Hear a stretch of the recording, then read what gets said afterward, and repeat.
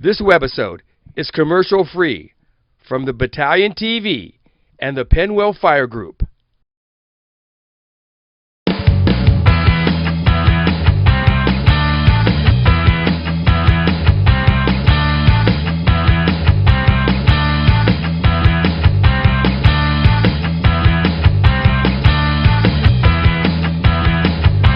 From the executive producer of the Battalion, the series, featuring the Snyder Fire Department, the FDIC Experience.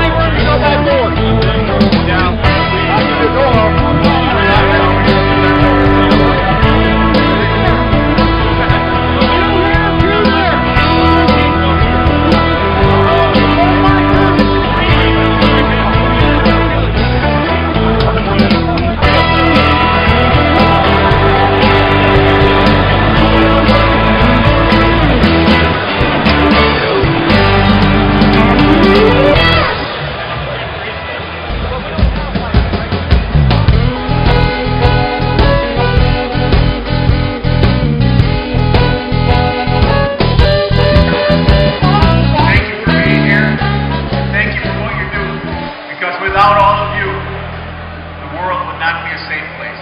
Thank you very much.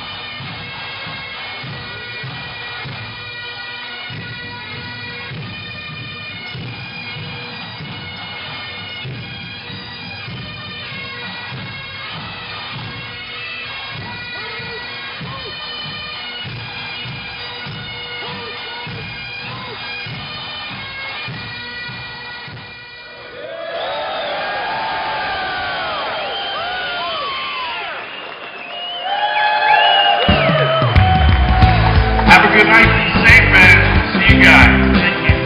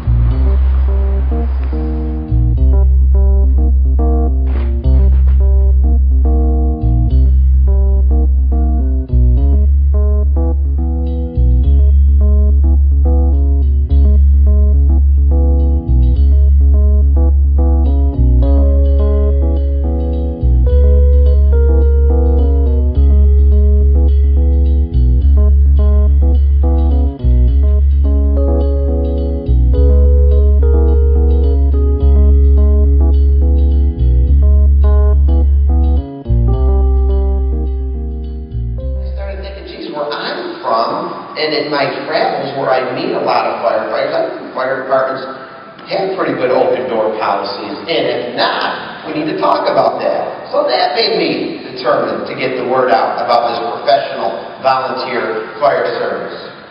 And then in some areas of the country, even my own, older buildings need to be replaced. It's just the natural course of events.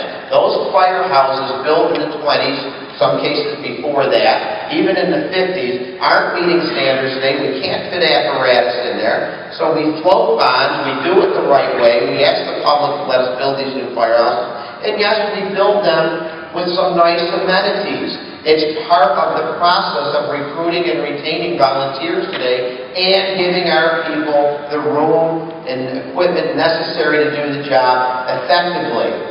But sometimes we don't communicate that. Sometimes we don't get that word out. So that made me determined to get the word out. And then, every time I pick up the newspaper, especially in my state and in my city, I see stories like this: lack of leadership, embezzling funds, political scandal. And I think to myself, in a lot of these cases, these are people getting paid really good money to do a job, and they're missing grant deadlines, such as our local Buffalo School District, missing out on millions of dollars on grants, or again, doing things unethically, illegally. And then I think of our volunteer firehouses, and how on any given night, somebody's coming home after working their 8, 9, 10, 11-hour day job, maybe having a quick dinner with the family, maybe helping children with homework, maybe coaching that little league game, and then it's off to the local firehouse for that board meeting, that truck committee meeting, the training drill, to change a light bulb, to fix a broken pipe, whatever needs to be done. Not looking for any praise, not looking for any recognition, just doing it to take care of their little firehouse and their little neck of the woods. So that made me determined to get the word out. And then the final insult came when people say things like this: "Oh, you're a firefighter. Are you a professional or just a volunteer?" Oh, that makes me so mad. Does it make you mad? It should. It should. Because it made me mad. So I started looking this up. I started looking up what this word professional is all about. And you know what I found in the dictionary?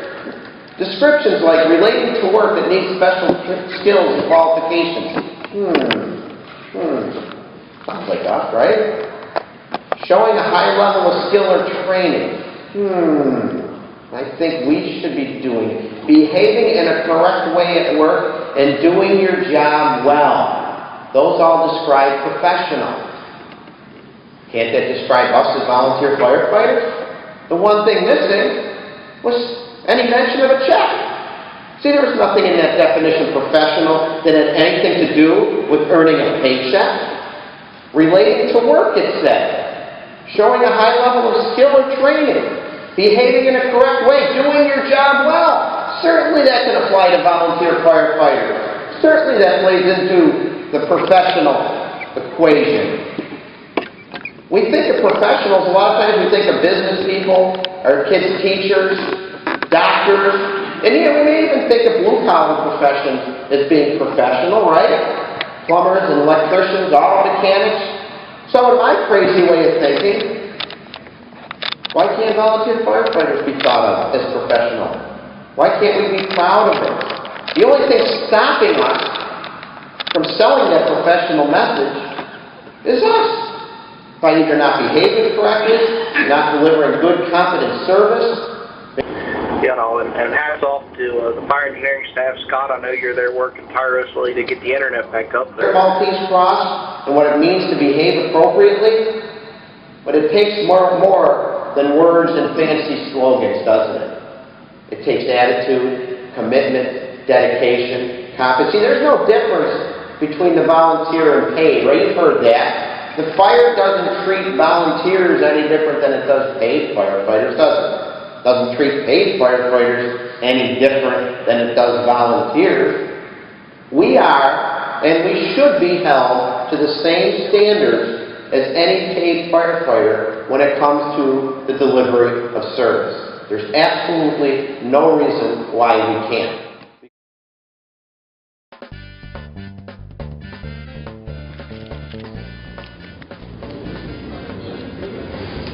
And like I said, I'm going to talk for 5 minutes or so before I give you the sign. Hopefully Chris calls. And when Chris calls and you're going to talk before he gets on? If that's okay. He may call now, but he's going to have to hold for 5 minutes or so. And you said he's a 670 area code? You know what? Chief Halton asked me if I would be interested in participating in Fire Engineering Blog Talk Radio. It's an internet-based series where firefighters from around the country, almost on a daily basis, Monday through Friday, different firefighter each day of the week. We rotate every 6 to 8 weeks or so. We all have different topics, and some of the legends like John Salkin, Rick Lasky have a show, PJ Norman has a show. A lot of firefighters, well-known firefighters out there have a show on Fire Engineering Blog Talk Radio. I was just humbled to be asked that, hey, would you like to put professional volunteer fire department into the format of Blog Talk Radio? So what I do is every 6 or 8 weeks when my show is on, I invite people onto my show, some well-known, some others not so well-known, to discuss the issues, the challenges, and the benefits of being a volunteer firefighter, and again, discuss steps that can be taken to improve our volunteer firehouses. You know, you got 3 to 4 guys at that, and you've got, all these tasks you got to complete. And, you get a hodgepodge of experience. I mean, you can have guys who've got 20 years on, all the way down to the guy who's just catching his first fire. You're going to decide really quick what you're going to do. And so that's my background with it. That's kind of my general audience. Chris, I met this one of the attendees in my class the other day was a young lady from a volunteer department in New Mexico. I had a nice conversation with her, and this just blows me away because my response area is 6 square miles, maybe 7 at the most. She had some responses that she would respond to that were over 50 miles away. And that would be like me, that's almost like me driving to neighboring Rochester just to go to an emergency call from, Rochester from Buffalo, New York. And I can't fathom how that is. What do your citizens? Create a whole lot of incredible partnerships with the fire service, working hand in hand and trying to get some answers. Before I start, positive pressure attack, very excited. We released that study yesterday. So if you haven't had an opportunity to go to our website, ulfirefightersafety.com, that's a homework assignment. When you get done at the class tonight or whatever it is, you need to get to sleep, fire that bad boy up, figure out what it's about, then get some sleep, and then tell everybody back to your department that they need to go through it at the next drill. So when I talk about research, I'm not talking about a small fire in a laboratory.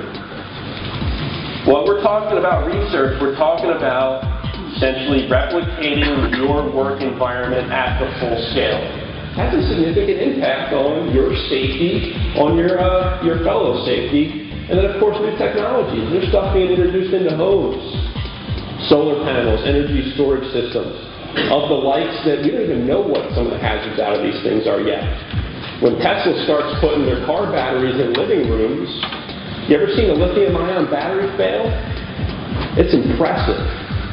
You start stacking thousands of them in a box and put it on a wall. Is anyone asking the firefighters what they're going to do about it?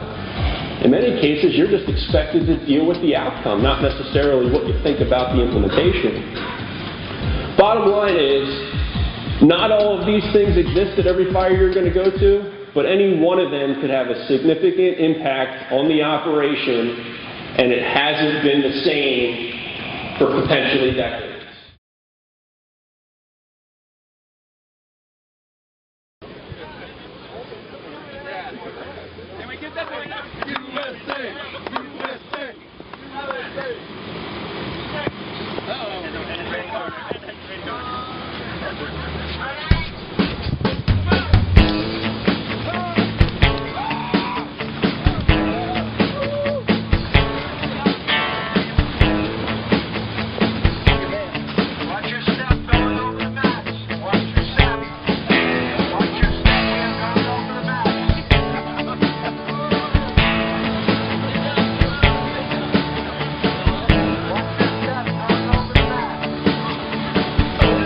Here we go!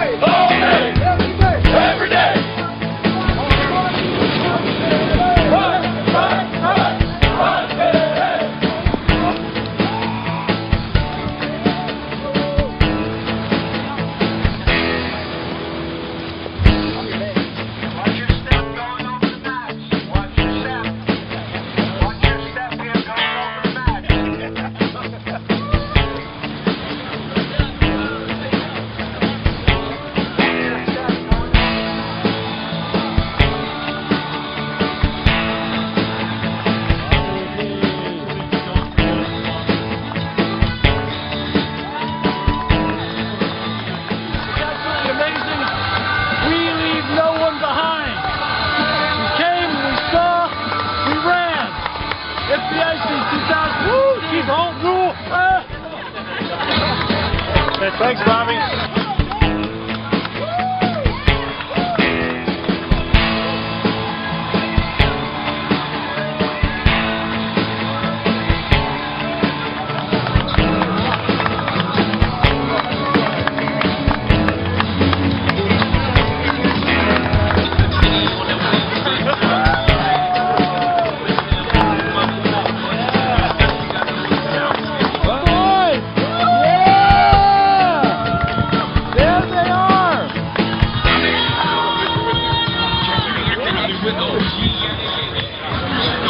Awesome.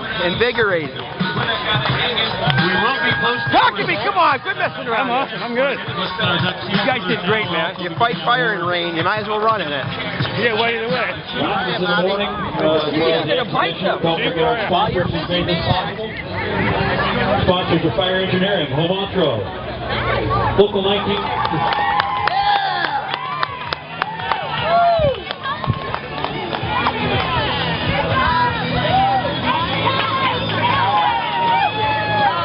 I always stay in contact with the members while we're down here, especially the new members. And I asked Mike and the other two who came for the first time if what they heard about it is true, and if what we had been telling them all along leading up to FDIC was actually true, and did they get that feeling that we got the first time we were here, and it was a resounding yes. As a matter of fact, they're already making plans for, I have to make sure I arrange my schedule next year to get back. That, I mean, for me, it's, you see the stuff on, you know, they put on the emails you get out once you're registered, and you see the stuff on Facebook that you start showing, oh, here's, you know, this display and this vendor, and, but I mean, the extent that this city is, I don't want to say overtaken, but I mean, it really is overtaken by FDIC, and just everything is about this conference for this week. And you go down there and you see all the displays from the vendors, even outside, you know, banners up on hotels and restaurants. You know, you got down there and you walk down. We kind of have a pretty scenic location here because we walk down the street here, and you're walking down the whole way looking at the convention center, and you can see that FDIC display on the front of the convention center, and like that's just, you know, you're watching that the whole way, and it's like somebody scripted the whole thing. It was pretty cool. Literally, the streets are just full of firefighters in navy blue T-shirts, and you know, walking and talking to each other. I mean, and it's fantastic. It's just absolutely fantastic. And beyond that, the pipes and drums again. You know, you have the bagpipers, and they'll literally walk down the street or into a restaurant, and they'll be playing, and it's fantastic, you know.